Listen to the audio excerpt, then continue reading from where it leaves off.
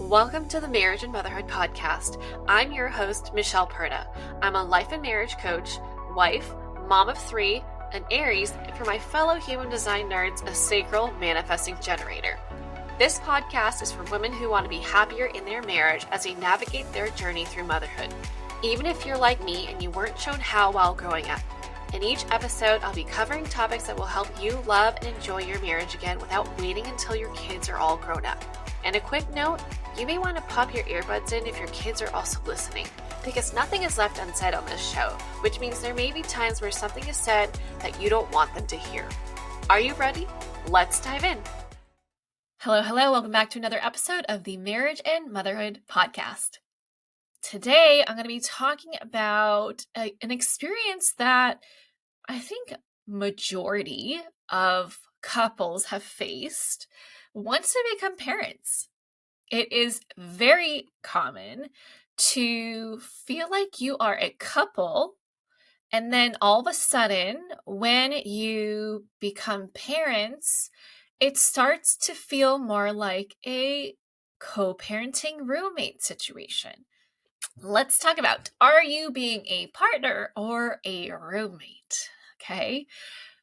We need to start distinguishing the differences between the two. Roommate, partner, right? What makes a good roommate does not necessarily translate to being a good partner. Those are very different things. And what I've noticed in myself, my clients, and women inside the marriage and motherhood community is that they get wrapped up in their role as a parent, as a co-parent, and as a roommate, and completely forget to be a partner, right? They make sure the house is tidy, the kids are taken care of, but those things don't build connection in your marriage. Doing those things might help make connecting possible, but most women are saying that doing these things, right, taking care of the house, taking care of the kids, is that it's burning them out. It's draining all their energy, and that's what's stopping them from wanting to connect, because all they want to do is just be a couch potato or go to bed because the next day is going to come and they need to be well rested, right? So if you were to reflect on how much you're showing up as a partner, I want you to see and notice what actually helps your relationship versus what solely falls under parenting or being a roommate. Okay? If you're saying that you make sure that your husband has a meal waiting for him when he gets home, or that you kill yourself to make sure the house is in order, I'm betting you would do the same even if you weren't married, right? This is just your standard of preferences in terms of how you like to have your home or how you like to show love. But what do you do that contributes to the intimacy in your relationship? And when I say intimacy, I don't just mean physical, right? I feel like that kind of gets lumped into each other, but there's different layers to intimacy. There's also emotional intimacy, right? The feeling of closeness emotionally and physically. So what are you doing that contributes to that, to the feeling of closeness, of strengthening that bond that you have with your husband, right? So cleaning the bathrooms every single day, if you do that, you're a saint. I definitely don't do that. Or making sure you clean up after the kids when they go to bed. Those things don't help you to feel closer, right? It might make it more possible, right? It might make the atmosphere more pleasant. It might take away some of the stress that it can cause just from living in a chaotic atmosphere. But if you're going to be burned out from doing more than what you have the capacity for, then it would be good for you to reassess your beliefs on what a partner does, right? What are your beliefs about what it means to be a good partner, a good wife? What does that mean to you? When I say that phrase, what comes to mind? Now, previous generations have completely tied, interconnected the concept of a roommate and a partner, but they're not the same. They're very different, right?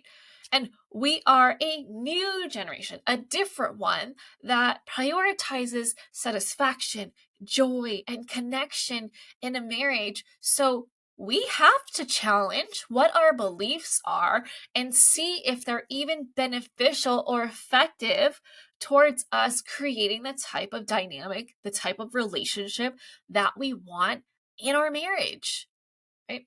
For me, this is not okay. This is not what I want. I don't want my relationship to be solely a roommate or a co-parent. For me, I'm prioritizing being intentional in my marriage, right? Do I always get it right? No way, right? But I keep trying. And sometimes I do great, and sometimes I fall flat on my face and I have to pivot. I've got to wake up, right? I'm a human just like you. So, what separates you from being just a roommate, just a co-parent, to being a partner? What do you do on a regular basis that makes you his lover, his confidant, his support system, his person? Right? It's the depth of the relationship that separates those. The roommate situation lacks that, right? The roommate situation doesn't have much depth. The requirements are pretty minimal, right? You've got shared standards of cleanliness. You're considerate of each other. You're kind, polite, respectful. Mostly superficial conversations about how was your day? How was work? What plans do you have for the weekend? Right? Or, hey, can you take the trash out? When you go to Costco, can you grab this? All things related to responsibilities, right? Dividing up responsibilities and bills fairly and taking care of them in a timely fashion. You get the gist. You come and go as you please, and there's no intentionality when it comes to greeting each other or parting ways, like saying goodbye or goodnight. You don't have like a specific ritual around that. And you basically live separate lives, right? You're only connected through your responsibilities, aka the home, your kids. That's it. Now, when it comes to partnership, there is that depth and that continuous pursuit of building on that depth, right? It's the desire to work through issues versus sweeping things under the rug because you want to actually grow together and to be able to communicate in a healthy way. It's communicating for the sake of building intimacy. You're not just talking about superficial stuff, right? You are building a relationship with each other so that you can understand your internal worlds better, right? And the pursuit of getting to know each other in all ways while accepting that you will never run out of things that you get to learn about your partner because we're always changing. We are evolving. We grow, right? It's keeping each other's needs and desires into consideration. So if you make plans, it's a conversation so that you can work together as a team, so that you can show your care for them. It's prioritizing time together to be intentional about growing closer and closer together and make new core memories. Okay, so as you can see, there is a difference here between being a roommate and a co-parent versus being a partner, right? And it's that depth. But so many couples, after becoming parents, they lose sight of or lose focus of building on that depth, and things become more shallow, right? Shallow in conversation, shallow in the willingness to work through conflict together as a team, right? Instead of seeing where you're each at and having authentic conversations about what you need, what you want, how you feel. You're having more conversations about you did this wrong, or you didn't show up for me, or you're criticizing, you're blaming, right? It's all very superficial instead of having those deeper conversations about, hey, this is how that impacted me. This is what I'm feeling right now. And taking personal responsibility over your experience, your perception, your feelings, and working through it together so you evolve how you communicate. So you're not only addressing the issue, but you're also learning more about yourself. You're learning about how to communicate with your partner, and you're also learning about your partner, right? All that requires a willingness to go deep with each other, an openness, a vulnerability. And I think we're getting too caught up in the day-to-day stuff, the shallow stuff, right? The roommate stuff, you're going to have to deal with regardless of whether you stay married or if you separate, right? You're going to take care of the house. You're going to take care of the kids. But what are you doing together as a couple to strengthen that bond, to create more depth in your relationship so that you can be a better team? Be closer as lovers. Be even more connected emotionally, physically, mentally, and if it's your thing, spiritually, right? Are you doing things and prioritizing connection so that you can feel that closeness?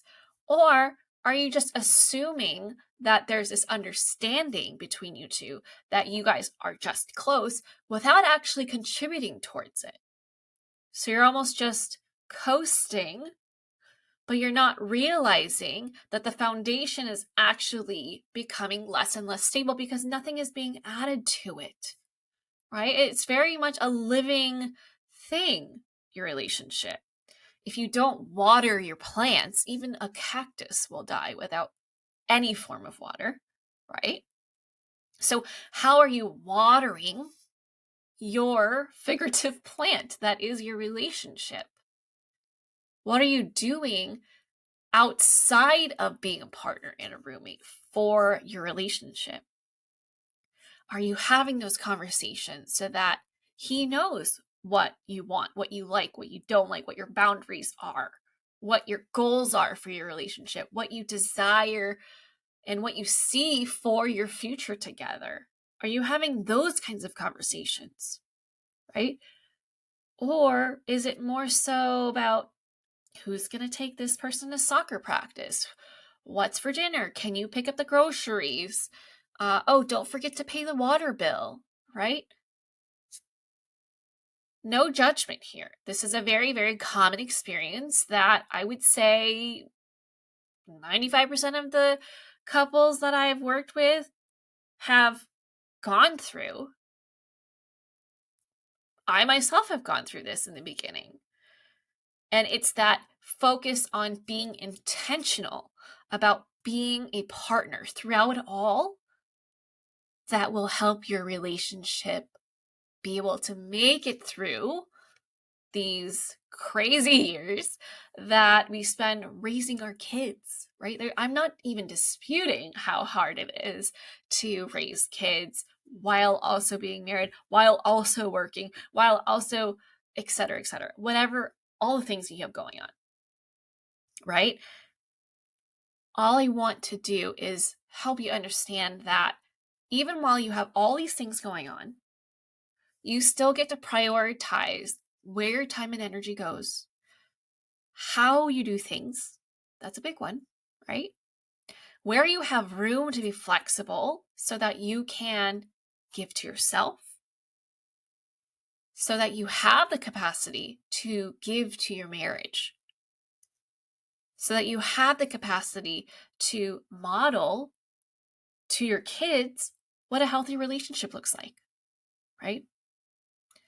I, for damn sure, don't want to model what I was modeled to my kids, which is why I'm so adamant about continuously doing the work in my marriage, staying intentional and catching myself when I'm not being intentional and then getting back on track. Because it's so important to me not only to enjoy my marriage, because why the hell not, right?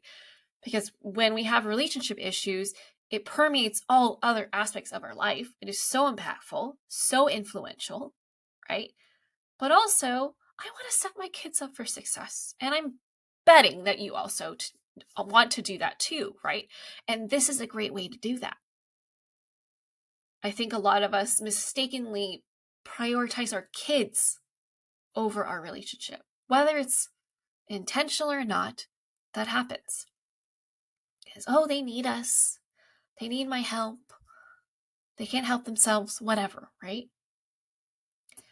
You can take care of your kids while also prioritizing your relationship.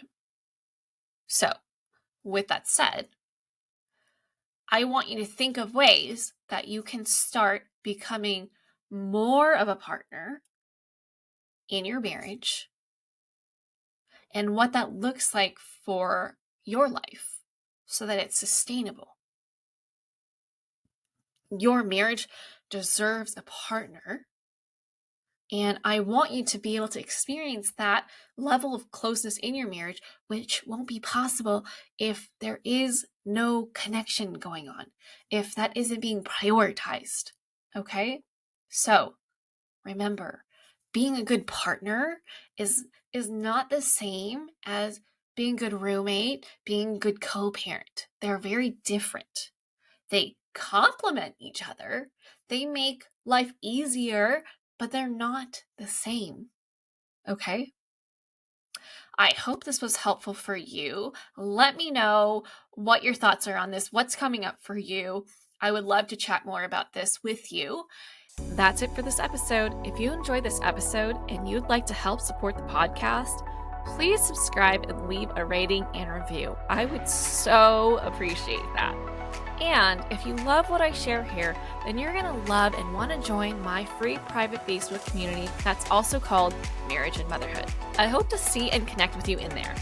Otherwise, I'll catch you back here next week for the next episode. Bye!